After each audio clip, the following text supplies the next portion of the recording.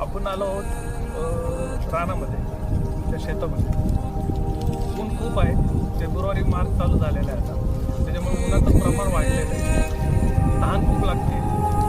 या उन्हामध्ये आम्हाला एक वयस्कर आजोबा दिसतो, जे त्यांची म्हैस घेऊन चारा चरण्यासाठी त्या म्हैसीला ते फिरत होते रानात. आम्ही त्यांची एक थोडीशी मुलाखत घेणार आहोत.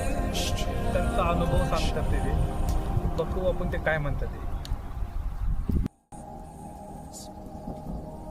पिकाय काय नाही पिकायचं. तुमचा जन्म नसेल तेव्हा असं पण नसेल नाही. 2 महिन्याची मोठी ही पाणी आहे. मला सांगा, पहिली शेती आणि आत्ताची शेती काय फरक आहे? फरक नाही. ह्या औषधामुळं ही झाले.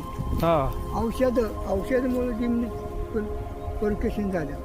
मग त्याशिवाय पैसे आपल्या आता कुठं नेटाचं काम व्हायचे, बोज बसवायचे. हां ना छट आपलं हिरा बघत घरची बघतात आली काम तर गेले, नाही तर मग नसले तर बघायचे हिरा.